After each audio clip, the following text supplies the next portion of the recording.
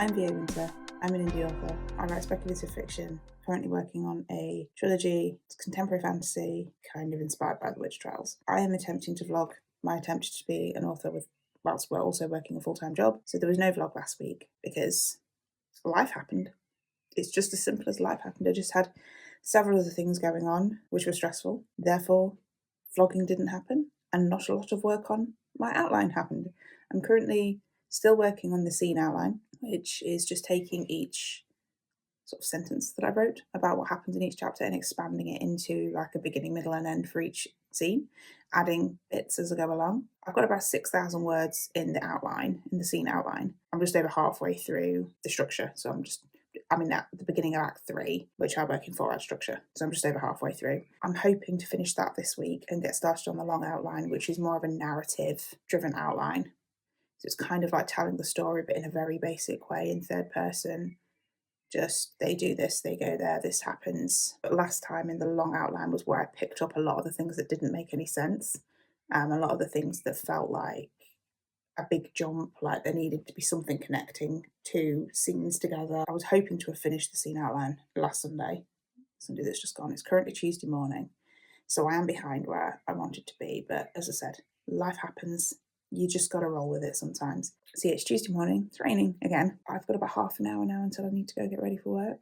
I'm a little bit stuck. I come up with these ideas and then I don't think about how they're practically going to work in the book, and I'm like, how do I get from the previous scene to this scene? Why are they doing this? I feel like there's a reason. There's got to be a reason. So then I've got to think, well, what's the reason? And with this one being the end of the trilogy, I also had to re-outline. At the weekend, I had to go back and basically kind of redo the short outline because I changed my mind about something fairly major in the book. I was thinking at one point I might have to write a 4th book to kind of properly end the series. And I was chewing it over in the back of my mind all last week. I'm thinking, I really don't want to do a 4th book. I want to tie it all together in 3 because I don't think the thing that needs to happen right at the end of the story, I don't think there's enough in it to make a novel on its own. So I was thinking, should I end it with a novella? Should it just be like an epilogue to the series? I thought I don't like that idea because the thing that happens is a fairly big thing. It's a fairly significant thing for the main character. So needed it really in a book, in a novel, to finish the series.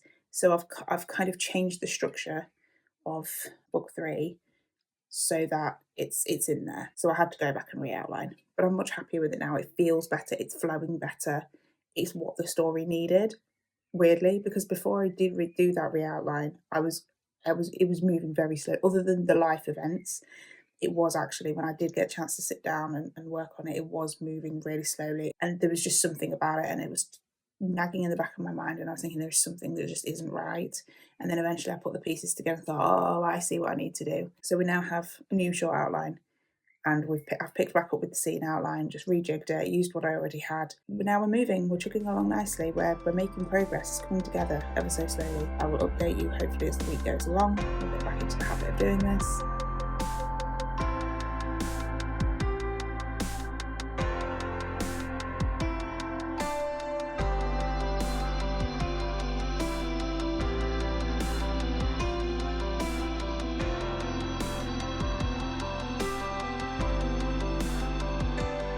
And just like that, the scene outline is done. I say just like that.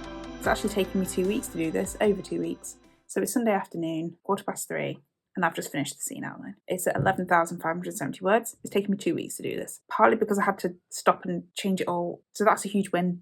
I'm annoyed that it's taken me 2 weeks. It shouldn't have taken me 2 weeks. I've had a rubbish 2 weeks, which is why this vlog is not a lot of a vlog. It's just things happening in life. I've changed my mind about 3 times about a couple of things. I was at a point during the week where I wanted to scrap this entire book, scrap this entire series and start again and try again, and because I felt like it was just all really bad.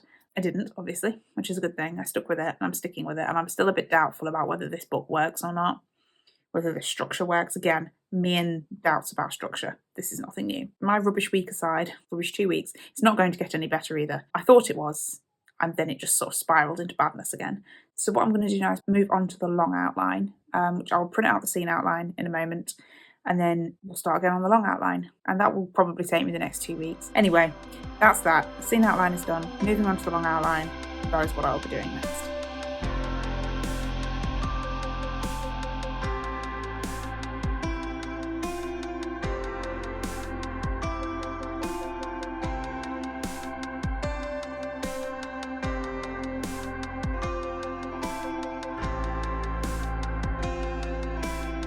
Good morning. It's Wednesday morning this morning. I didn't get any writing done at all yesterday. I had something else.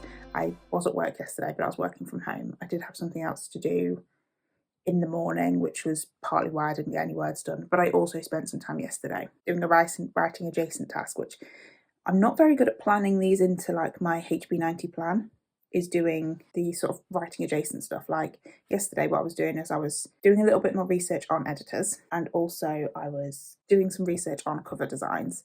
So I was doing a bit of sort of market research, if you like, on Amazon to see what covers are popular, if the trends are still the same from the last time I checked.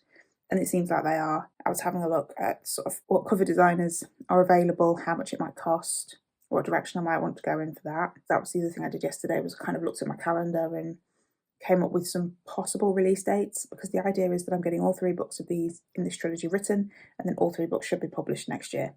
So which means I've got all 3 books to arrange editing for and cover designs for in the next year or so. But it's kind of scheduling wise, it's thinking, when do I actually need to be contacting these people, versus obviously having the money available, right? Then the other thing I was doing yesterday, which is the slightly more exciting thing, or at least the slightly more terrifying thing, because I think it's going to be happening, is I think I've decided on an editor I want to reach out to have a developmental edit on the first book, at least, I think. Because it's my first book, and because I've never actually had feedback on an entire novel that I've written, I think having a developmental edit for the first book is probably a good idea. So I think I found somebody who I want to do it, I think. So I was having a look at what her requirements are, what she wants kind of up front, etc. and kind of trying to come up with a concise way to describe my story. Like, this is what it's about. So that's hard. So I'm working on that. It's terrifying. I'm terrified. I'm terrified of rejection, which is odd. But also it's terrifying, the idea of somebody reading it, because I'm terrified that they're going to just turn around and say this is rubbish and you just need to write it all over again. It's just crap. It's just terrible. Don't even think about publishing this. It does not work. It's awful. That's my fear. It has to be done. I've got one more round of edits that I know I want to do on the book, and then it just needs somebody else's opinion, I think. So the long outline, there's nothing really to show you for the long outline, because I literally just open a fresh doc. I've got my scene outline printed out, and then I just put the title at the top, like book 3, long outline, and then chapter 1. The same sort of headings that I put in any other outline. So chapter 1 should be roughly 2,000 words, and it's the opening image. And then I just describe what's going to happen. I'm in third person in the long outline, whereas in the actual draft I'll be in first person present. I'm in third person present in the...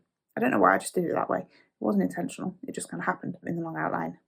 And I'll just go through like that each chapter. That's that. So what I'm going to do is I'm going to carry on for another sort of 15-20 minutes, and then I need to pack up and go to work. Yay, I'm in the office for the rest of the week this week. Hopefully get some work done this weekend on this long outline, make some real progress, and hopefully get an actual video out as well. That'll be fun.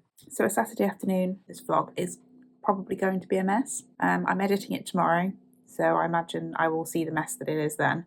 It's 3 weeks long at this point, and I just have no idea. It's been a horrendous 3 weeks in a lot of ways. So I'm still working on the long outline for book 3. I'm now about 1,500 words in, and it's going a little bit better than it was. So I've read this week, during this vlog, I've read One for My Enemy by Olivia Blake. I think that's how you say it. I really enjoyed that book. It's set in New York City, and it's kind of these 2 rival families of witches, and it's kind of a bit of a Romeo and Juliet retelling. I think her writing was the thing that for me took it from, this is a really interesting story to I'm really loving this book, because just her descriptions and the way she uses words, it's just had a really rhythmic, sort of beautiful way. I have started reading Emily Wilde's Encyclopedia of Fairies, and this is a book that was meant for me. At the minute, I'm not as hooked on it as I was One for My Enemy. I read that fairly quick because I just wanted to read it all the time. This one, I'm not as desperate to pick up, but when I do pick it up, I'm really enjoying it. I'm really enjoying the main character. She's just another one of those characters that is just very me. like do not like people, do not know how to function around people, socially awkward, bit of an outcast, obsessed with the things she's obsessed with, in this case fairies. It's set in the 20th century, early 20th century, 1909 I think, and she's a kind of a professor at Cambridge, and she studies fairies. So in this book, it's kind of like magical realism, I suppose. It's like historical magical realism, but it's got those very sort of cozy vibes. I'm enjoying her as a main character, and kind of this world of this idea of fairies just being real and accepted and a subject of academic study. I think it's just fun. I've also started rereading On Writing by Stephen King. I've read, I don't know, the first 40-ish pages, I think. I came across a quote just before I stopped, before my sprint started. It says he's basically spent so many years being ashamed about what he writes, because he writes popular fiction, right? It's not literary, highbrow, that kind of fiction. And he says, I think I was 40 before I realised that almost every writer of fiction and poetry who has ever published a line has been accused by someone of wasting his or her God-given talent. If you write, someone will try to make you feel lousy about it. And that resonated, not from a point of view of writing genre fiction, although there is a little element of that, because there was an incident when I was on my MA, we'll just leave it at that. But I think more to the point with self-publishing, there are certain people, and I have encountered them, who will look down their nose at self-publishing and say, well, you are just wasting your opportunity at publishing. You could have been a really big name, or you're wasting your talent. You're wasting your time. What's the point when only your friends and family will ever read your book? No one buys self-published books. And then you sort of go on Facebook, and I know that it's unicorns, right? It's people who are at the top end of the game. They're making 6 or 7 figures a year, and it's like, and then you sort of read about the issues within the traditional publishing industry, and obviously both sides have their pros and cons, but a large part of the issue in traditional publishing is advances are getting smaller. Authors are finding it increasingly difficult to make a living and not have to do a day job. And you kind of look at those two things and you think, why are people still looking down their nose at self-publishing? If Stephen King experienced it, there will always be people who will always say to you, well, for whatever reason, you're wasting your talent, you're wasting your time. All that hard work, you're wasting it. You're throwing it away, you're throwing your opportunity away. For whatever reason, whether it's because you're writing genre fiction, whether it's because you've chosen to go into screenwriting rather than novels, or novels over screenwriting, or whether you're choosing to publish poetry, or because you over novels, or the other way around, or because you're choosing self-publishing over traditional publishing, or because you don't want to publish at all. There will always be somebody who will go, well, that's not clearly the right choice. That's my thought of the day, possibly thought of the vlog. I do need to get back to actually writing words, but I think that just kind of hit me and made me think, stop worrying so much about what other people think. Anyway, yes, I'm going to get back to writing now. So that is it for this week's vlog. I'm just doing a voiceover outro because life. So if you did like this video, hit like. If you want to subscribe, subscribe. And I will hopefully see you next time with another video.